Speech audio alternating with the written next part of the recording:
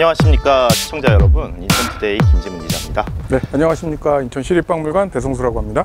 네, 오늘은 옛 대화조 건물에 나와 있는데요. 현재는 카페 파달이라는 건물로서 사용이 되고 있고, 이곳 건물 주인께서 직접 이제 현대문화재 등록 절차를 밟으셔서 이어가고 계십니다. 이 건물은 지금 말씀드렸듯이 대화조라는 일본 융역회사군요. 시작합니다.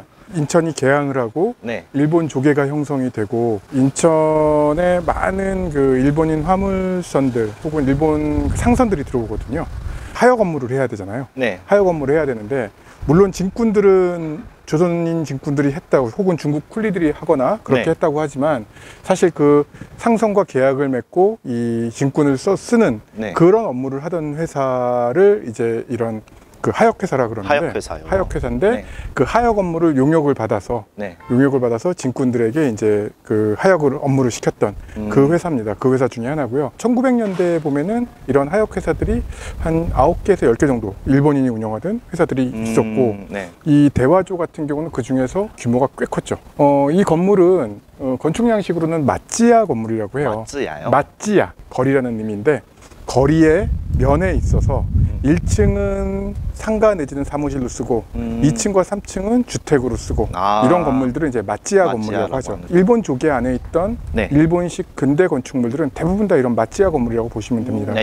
그리고 이 건물은 완전 목조 건물이에요. 3층 건물인데 굉장히 잘 지은 건물입니다. 잘 지은 건물이고, 대화조 건물로 광복때까지 사용이 되다가, 광복 이후에 이게 적산이잖아요. 일본 그렇죠. 사람 네. 거니까.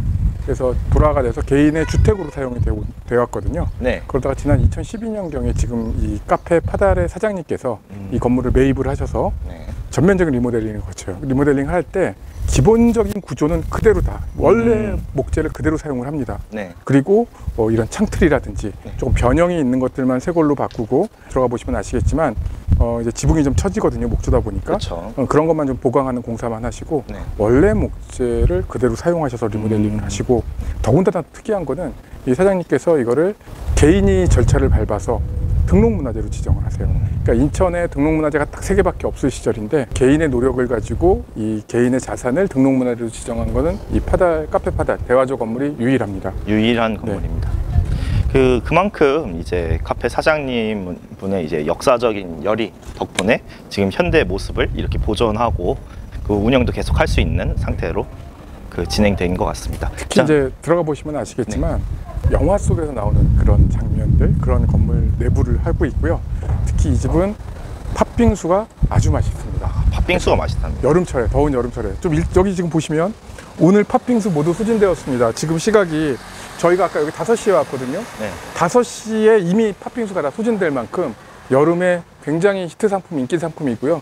겨울에는 단팥죽, 여름에는 팥빙수, 그리고 나가사키 카스테라라고, 카스테라가 또 엄청 맛있는 그런 집입니다. 보고 계신 시청자 여러분들도 더운 여름철에 혹은 겨울철에 이 팥죽이나 팥빙수를 이곳에서 드시러 오시면 역사 공부도 하고 맛있는 그 팥빙수 드실 수 있는 일석이조의 관람이 될 것 같아요. 그러면 들어가서 안 보면서 한 번 더 확인해 보시겠습니다. 네. 보면요, 일단 이 마찌야 건물의 특징은요, 이 복도가 있어요. 이 건물과 복도가 있고, 네. 그 다음에 여기는 뭔가 사무실 건물로 사용을 했겠죠. 사무실 건물이고요. 네. 그리고 이쪽을 통해서 복도 뒤로 해서 뒤에 또 정원이 있거든요. 네. 그러니까 보시면 이제 이 안쪽부터 먼저 보시죠. 들어오시죠. 지금 보시면 이 천정 구조라든지 그 다음에 기둥은 다 그대로 사용하지만, 이 천정이 자꾸 내려앉을 수 있는 위험이 있어서 이런 것들만 보강을 한 거예요. 이런 것들만 보강하고, 나머지는, 그러니까 원래는 이게 여기에 뭔가 기둥이 있었겠죠. 네. 기둥이 있었을 텐데, 그 기둥이 이제 너무 약해지고 하다 보니까 이렇게 철제로 프레임을 주어서 네. 보강만 한 것이고, 지금 천장이라든지 벽체라든지 이런 거는 원래 목재 그대로 사용해서 지금 활용을 하고 있는 상황입니다. 그러니까 이 건물이 1890년대 그 엽서 사진에 그대로 나오고 있으니까 그대로 나왔 130년 가까이 되죠. 120년도 아니 130년이 네. 된 건물의 목재를 그대로 사용한 카페입니다. 자, 그럼 우리 2층으로 한번 올라가 볼까요? 네, 2층으로 한번 올라가 보시죠. 계단이 굉장히 가파라요. 그 일본식 목조주택 특징이, 네. 계단이 굉장히 가파라는 특징이 있고요. 지금 이 뒤는 지금 막아놨는데, 요런 네. 축대입니다, 안쪽으로. 이 축대네요. 이게 축대도 참 오래된 것 같아요. 오래된 거죠. 왜냐하면 이 조개 쪽은요, 용봉산 줄기가 이렇게 내려오다 보니까 계단식으로 축대를 쌓고 평지를 만들고 또 축대를 쌓고 평지를 만들고 네. 그러다 보니까 대부분이 다 이런 축대 아래쪽에 집이 있고 이 위에 집이 있고 또 그 밑에 집에 있고 그러니까 축대 건축이 이 조개지는 좀 특징적이다라고 볼 수 있을 것 같아요. 아마 다른 이제 영상에서 확인하실 수 있는 이 청일조개지에서도 청일조개지 이제 경계계단에서도 이런 축대를 많이 보실 그렇죠. 수 있을 것입니다. 네. 자, 이렇게 방이 있고요. 네. 보면 다다미잖아요. 네, 다다미로 아마 이 사장님이 여기 리모델링 할 때 이 다다미를 국내에서 제조하는 데가 없었다 그래요. 아. 그래서 부산까지 가서 공수해 오셨다고 합니다. 그래서 2012년 경이니까 이미 국내에선 다다미 제조하는 업체가 없고 뭐 일본에 수입을 하든지 뭐 그랬던 것 같아요. 그래서 네. 그 정도 열의를 가지고 이 집을 리모델링 할 때 네. 원래 모습을 최대한 살리려고 그렇게 하셨던 것 같습니다. 여기가 2층이고요. 2층은 방 2개, 방 3개가 있습니다. 네. 그리고 3층 공간이 또 있거든요. 이전 벽을 유지해 놓은 거군요. 이거는 자, 여긴 뭐냐면요. 원래 벽이거든요. 원래 벽인데 그 당시에 여기 들어와서 살던 일본인 네. 직원들이 자기 고향이 그리울 거 아니에요. 그 벽에다가 고향 낙서를 해놓은 겁니다. 여기 보시면 대일본 뭐 꽃과 주변에 뭐 지명이라 그러더라고요. 그렇게 지금 벽면에 낙서한 거를 사장님이 리모델링하면서 그대로 이렇게 살려놓은 거죠. 또 여기 비밀의 방이 몇 군데가 있습니다. 네. 이렇게 수납 공간이 또 있어요. 아, 군데군데 이렇게 아주 지금 이렇게 열면은 계단이고 이렇게 닫으면 여기가 또 수납 공간이 나오고 그러니까 공간 되게 효율적으로 쓴 거죠. 자, 여기도 원래는 이렇게 닫혀 있는 데겠죠? 네. 닫혀 있을 텐데 이쪽으로 열면은 계단으로 바로 연결이 되고요. 네. 그 다음에 이쪽으로 열면 이런 마루가 나옵니다. 아, 그래서 이 안쪽으로 들어가시면 아, 이렇게 계단 있고. 좀 문을 열어야겠구나. 그 끝에 창으로 보시면 아랫방이 보일 겁니다. 그러니까 공간을 되게 효율적으로 군데군데 빈 공간 없이 만들어 놓은 거죠. 네, 지금 저희 뒤에 보이는 저 건물이 옛 인천 우선 주식회사가 사용하던 건물입니다. 현재는 인천 아트센터의 관리 사무실로 사용이 되고 있는데요. 사실 이전에는 일본이 이제 조선을 이제 해상으로 침투를 하던 경제적 침탈의 어떤 장 중에 하나로 사용이 되는 건물이었습니다. 이 건물은요, 의미가 있는 게 우리나라에 현존하는 지금까지 남아있는 서양식 근대 건축물 중에 가장 오래된 가장 오래됐습니다. 1888년에 지어진 건물이에요. 1888년이요? 네. 지금 먼저 건축적으로 좀 보시자면 직각 형식으로 축대를 쌓아서 건물을 짓는다고 말씀을 몇 차례 거쳐서 드렸잖아요. 이게 지금 경사로인데 경사로에 축대를 쌓고 평지를 만든 다음에 건물을 올린 거죠. 네. 단층 건물이고요. 벽돌조 건물로 지었습니다. 네. 지금 겉에 보이는 노란색 타일은 나중에 붙인 거고요. 이쪽 면에 붉은 벽돌이 보이는 게 저게 원래 벽면인 거죠. 이 건물이 사실은 연대를 측정하기가 할 수 없었어요. 그래서 가장 오래된 근대 건축물로 판명된 거는 불과 13년 전이군요. 네. 이 건물을 아트 플랫폼에서 수리를 하면서 이제 사무실 건물로 쓰려고 네. 수리하다가 상량문이 나왔는데 그 상량문에 나왔군요. 1888년도에 지었고 네. 이 사옥뿐만 아니라 창고와 그 몇 가지 사무동 건물을 몇 개를 더 지었다 이런 네. 기록이 나와서 이 주변에 이 건물 외에 몇 개의 건물들이 더 있었구나 라는 걸 알 수 네. 있게 된 거죠. 인천 일본 우선 주식회사라고 하면요, 네. 우편 사업도 같이 하면서 해운업을 같이 했던 회사예요. 지금도 남아 있습니다. 지금도 있군요. 지금도 일본에는 네. 일본 우선 회사가 아직 있고요. 네. 1883년경에 미쓰비시 상선이랑 합병을 해서 일본 우선 회사로 출발한 걸로 알고 있고요. 네. 일제강점기에 몇 군데 해운회사랑 경합을 할 정도로 인천에서 영향이 꽤 컸던 회사입니다. 인천에서 그- 큰 회사였군요. 해운업을 하다 보니까 네. 이 건물이 그 러일전쟁 당시에 네. 바로 위에 있는 대브로텔과 함께 네. 일본군 병참사령부로 사용되기도 했고요. 이 해운업을 했던 이 건물이 왜 여기에 들어섰을까? 이 위치가 되게 중요한 위치입니다. 지금 보시면 요 벽 보이시죠? 건물 아랫벽 보이시는데 요 아래가 해안선이에요. 그러니까 여기까지 원래 바다가 여긴 거죠. 요거 이제 일본이 조개지를 확장하기 위해서 이쪽을 매립을 합니다.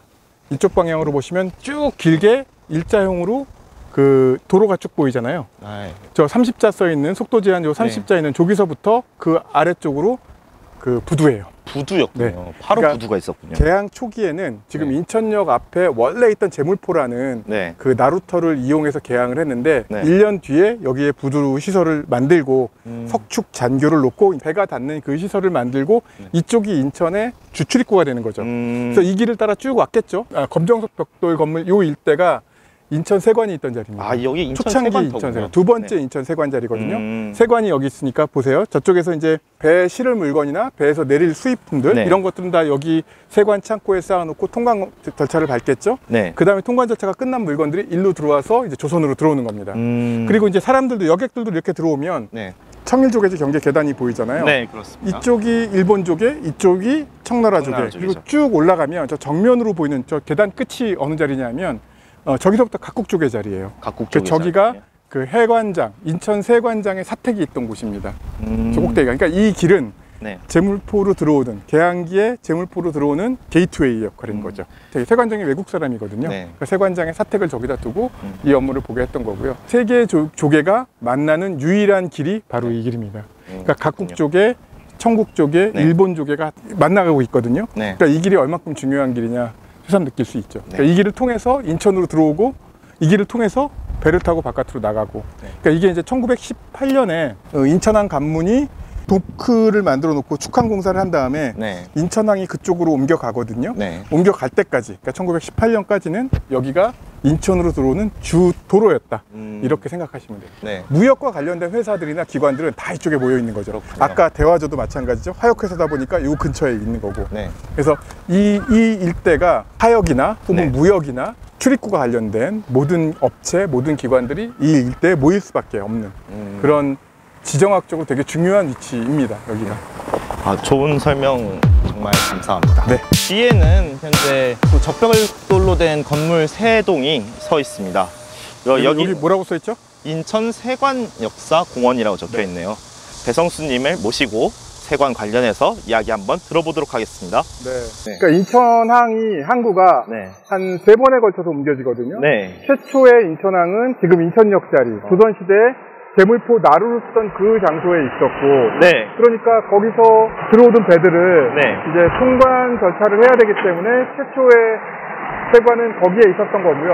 그러면 이제 우리 세관에 대한 설명은 네. 우리 안쪽으로 들어가서 설명드리죠. 네. 세관은 항구 바로 옆에 있어야 되거든요. 맞습니다. 네. 왜냐하면 수출입 물품이 왔다 갔다 하면서 통관 절차를 밟아야 되기 때문에 네. 항구로 따라 옮겨 다닙니다. 맞습니다. 그러니까 최초의 인천항은 조선시대 제물포, 제물나루로 사용되던 곳을 이용을 했어요. 개항 당시에는.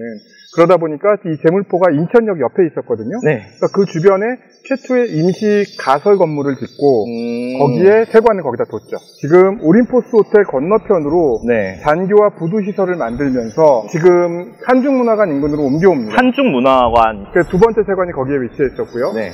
세 번째 세관은 항구 위치는 변하지 않는데 네. 그 앞에 세관 부지가 너무 좁았어요. 인천의 물동량은 굉장히 늘어나는데 바다 끝에 조그만 부지를 부두로 쓰다 보니까 세관 창고나 그 적치장이 되게 부족했던 거죠.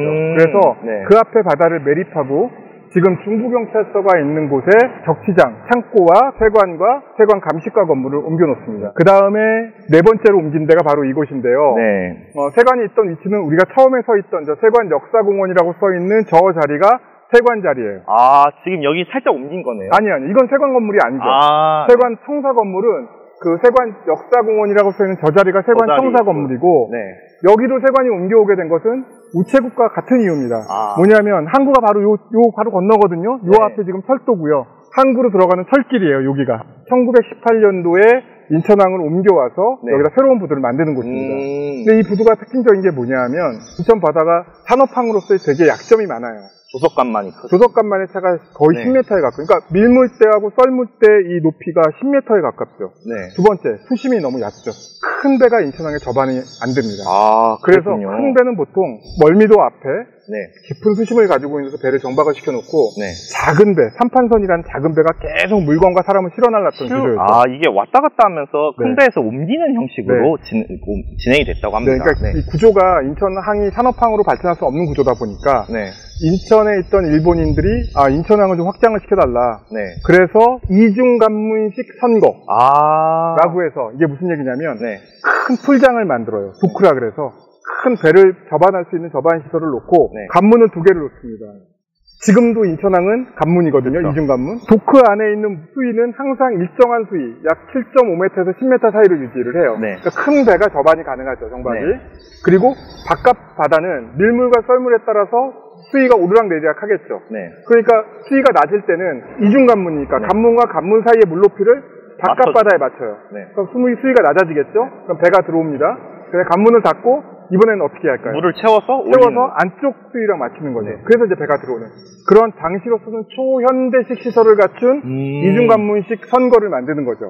그리고 여기는 4,500톤급의 선박 2대와 2,000톤급 선박 5대가 동시에 정박할 수 있는 정도의 굉장히 큰 시설이었어요. 당시로서는 아주 큰 시설이. 아주 큰 시설이죠. 네. 이제 이중관문식 선거가 갖춰진 다음에는 이제 산업항으로 발전할 수가 있는 거죠. 그렇군요. 자, 근데 세관과 관문을 관리하던 세관에 부속된 시설들이 여러 개가 있어야겠죠. 네, 그렇죠. 제일 처음에 필요한 게 창고. 아, 그럼 저 뒤에 있는 게 바로 창고군요. 세관 창고. 그 다음에 네. 관문 안쪽을 관문과 관문 안에 시설들을 관리하던 데가 선거계. 선거계. 그 다음에 화물을 취급하던 데가 화물계. 그래서 지금 보시면 뒤에 보시는 제일 작은 건물이 화물계 사무실이고요. 화물계 사무실 좌측에 있는 이 건물이 선거계 사무실이에요. 아, 이게 선거계 사무실이에요. 뒤에 보이시는 이 건물이 세관 창고 건물입니다. 인천 세관이 있던 세관은 원래 저쪽에 중부경찰서에 있던 목조 2층 건물을 네. 철거하지 않고 그대로 뛰어다가 여기다 옮겨놔요. 뜯어가지고 옮겼군요, 네. 그대로. 1911년경에 그쪽에 건물이 짓는데 그 건물을 불과 8년 만에 철거하고 옮기기 어렵잖아요. 네. 목조 건물이다 보니까 그대로 해체해서 그대로 옮겨놔요. 이 건물이 6.25 전쟁 때 폭격을 맞아서 불타서 없어져요. 목조다 보니까. 목조니까. 네. 새로운 세관은 이 인근에 옮겨서 지었다가 지금은 항동으로 옮겨갔죠. 항동으로요? 네. 그 대신에 여기 남아있던 이 부속 건물들은 그대로 남겨지게 된 거죠. 특히 이 건물이 창고 건물이요? 네, 창고 건물이 되게 재미있는 역사를 가지고 있는데 자, 이 건물이 원래 위치가 여기가 아니에요. 아, 그런가요? 원래 위치는 어디냐면요. 네. 우리 아까 지하철에서 지하보도 타고 올라왔죠. 지하철 네, 출구로 맞습니다. 올라왔죠. 그 지하철 출구가 있던 바로 그 자리입니다. 저쪽에 보이는 저 지하철 출입구. 원래 저 자리예요. 2011년경에 수인선 지하 복선 전철화 공사를 막 하고 있을 때인데 이 신포역 출입구를 두려고 저 자리를 생각을 했던 거죠. 아. 근데 저 자리에 이 건물이 있다 보니까 처음에는 철거 대상이었어요. 근데 이제 지역 학계에서 이 건물 보존해야 된다라고 이제 지역에서 여론이 나오고 그 당시에 인천시와 네. 철도시설관리공단이 네. 굉장히 신속하게 움직여서 또 시공사 측하고 3자 협의하에 그러면 이거 철거하지 말고 이전 복원하자. 그렇게 결론을 줘요. 모든 문화재는 원래 그 자리에 있는 게 가장 좋겠죠. 네. 근데 부득이하게 이렇게 뭐 사람이 먼저지 문화재가 먼저는 아니거든요. 그렇죠. 그러니까 사람 생활에 지장을 줄 경우에는 이렇게 이전 복원도 하나의 방법이고 네. 철거하는 것보다 이렇게 이전 복원해서 새롭게 만든 것도 이 인천 문화재 정책 보존 정책 중에 이정표가 될 만한 좋은 사례로서 좋은 사례로 남아있을 수 있는. 그렇죠. 네.